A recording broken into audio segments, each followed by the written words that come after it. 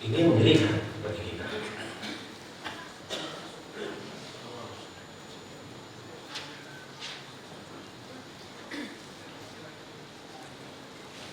Kotanan dan muka.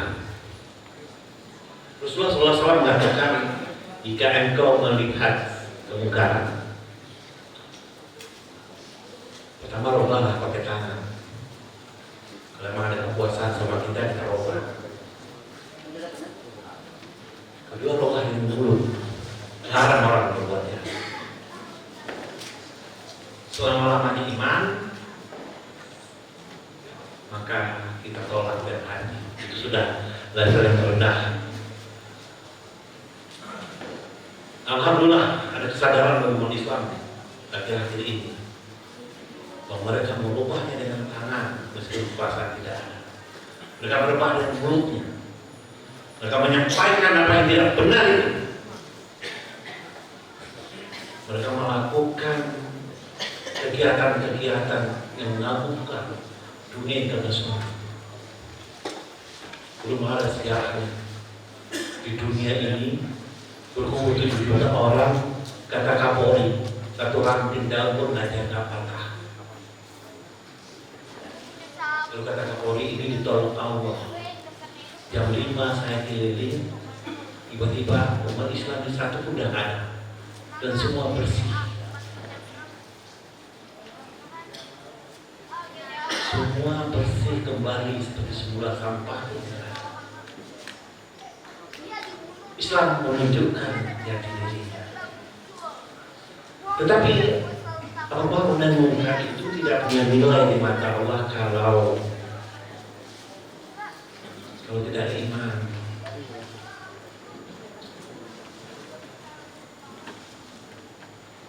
Waktu minumillah, kalau nggak ada keyakinan kepada Allah, nggak ada nilai itu.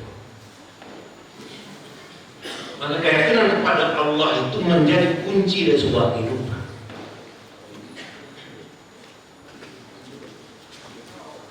Semua yang dilakukan menjadi sia-sia ke Allah.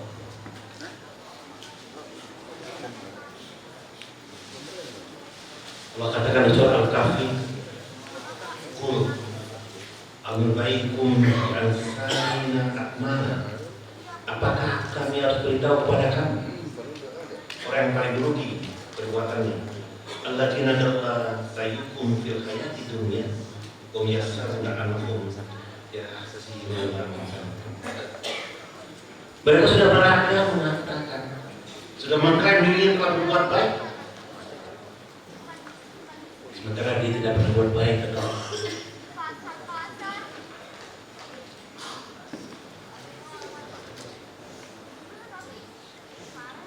Inna ila ma'amin min amalin fa'ja'alnahu haba'an mastura. Maka kata Allah, aku jadikan perbuatan itu debu dan percobaan. Bagaimana iman? Seperti apa iman?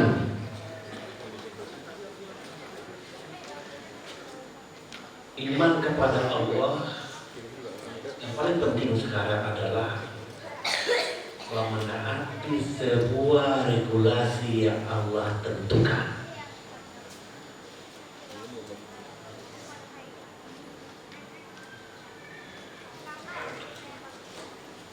Islam mengatur tata cara kehidupan manusia dari tidur sampai bangun tidur.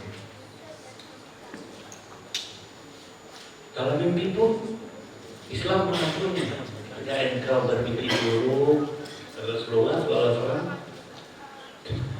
ludah ke kiri, jangan ceritakan mimpi itu kepada orang.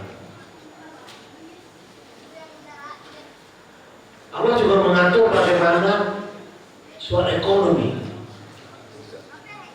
Orang bicara monetaris, Al-Quran sudah menulisnya di Al-Baqarah 242. Jika engkau melakukan perikatan, datanglah ke notaris, bawa dua orang saksi. Sudah dia tuliskan, sudah diatur. Bagaimana bisnis yang benar? yang punya etika, yang tidak menghalalkan segala cara untuk mendapatkan hasil yang setinggi-tingginya. Lalu satu, bagaimana soal kesehatan? Makanlah yang baik, tapi jangan berlebihan. Allah atur semua. Dalam politik pun Allah mengaturnya. Dalam rekrutmen kepemimpinan bergerak ke arah itu. Maka surat Al-Ahzab ayat 36 Allah katakan, wa ma kana lil mu'minin wal mu'minat idza qala Allah wa rasul amara yakuna lahum khairat in amri ma yaghfirullah wa rasul faqad dalla dawan mubina. Jika Allah dan Rasul telah menentukan sebuah regulasi, sebuah peraturan,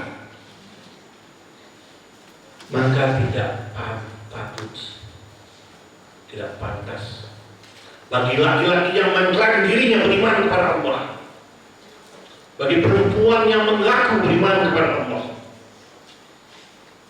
lalu ada pilihan lain, peraturan-peraturan.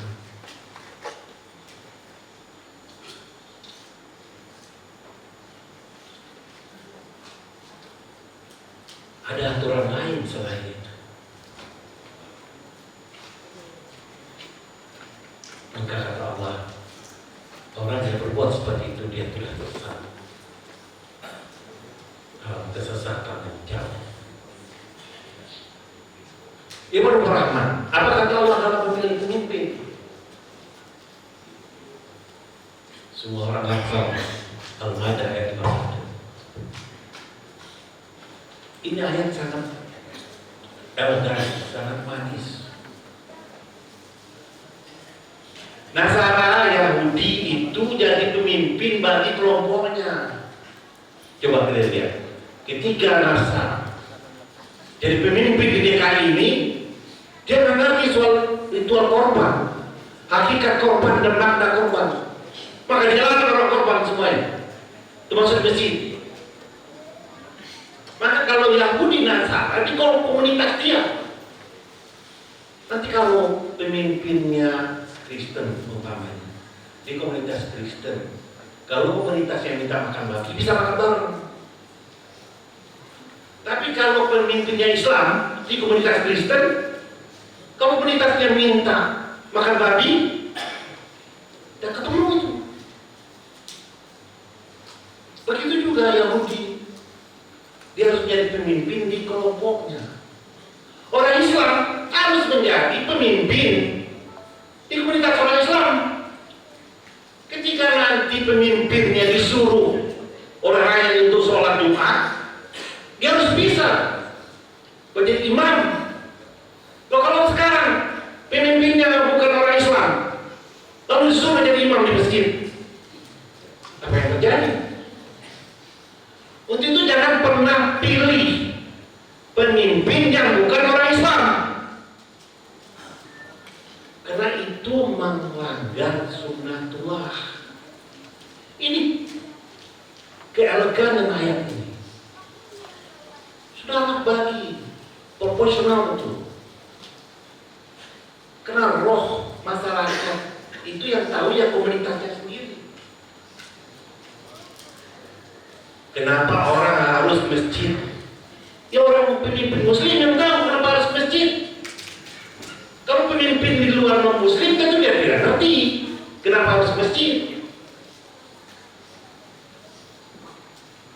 Untuk itu Allah katakan siapkan diri.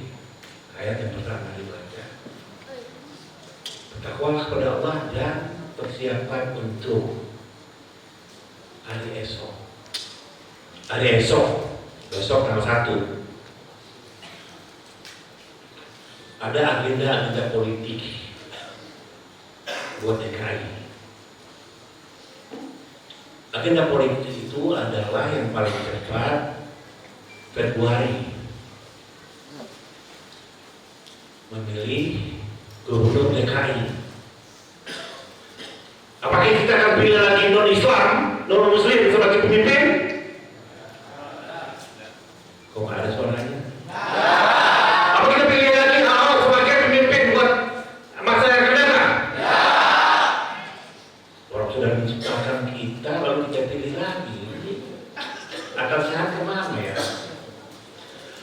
Ini masalahnya adalah perintah Allah bahwa kita harus pilih pemimpin yang orang Islam untuk memimpin mayoritas umat Islam ini.